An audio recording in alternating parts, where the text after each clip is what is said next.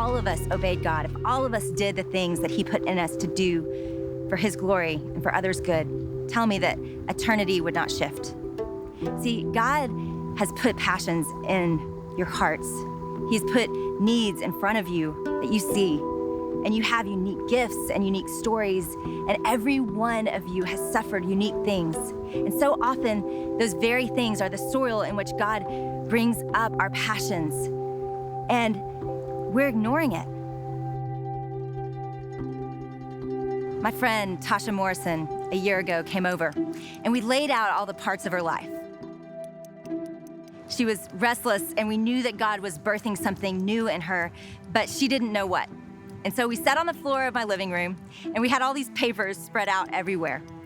And the papers actually contained things like her life story and her passions and her burdens and her gifts. And as we prayed over them and talked through them, it was so clear that God was stirring and leading her to do something really brave. Tasha and I had been a part of a racial reconciliation group together, and this was before Ferguson and the other moments of racial tension that we have seen in our country in a public way. We'd seen God move mightily, and Tasha, as a strong African-American woman, had somewhat naturally begun to speak about racial reconciliation as everybody is thinking about it and wanting to lean in and wanting to understand and wanting to help. And through our group, deep friendships were born and walls fell down and understanding flowed from these really difficult conversations that our friends of color were brave enough to have with us. I said out loud what was ridiculously obvious. Tasha, you need to start a racial reconciliation ministry.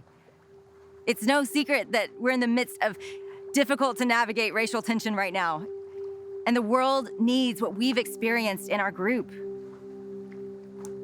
I remember she looked down and she shook her head. She said, Jenny, I can't do that. Who am I to do that? This is a hard road, and I just don't know.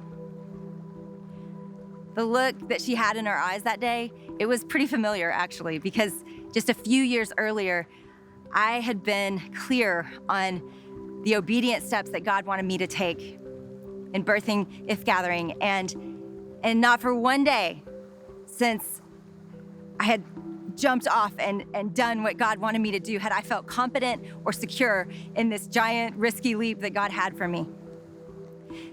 I believe that Jesus calls us out on the water to risk because he knows on the other side of God-honoring, obedient risk is more of him. We get more of God when we need him, and risk forces us to need him.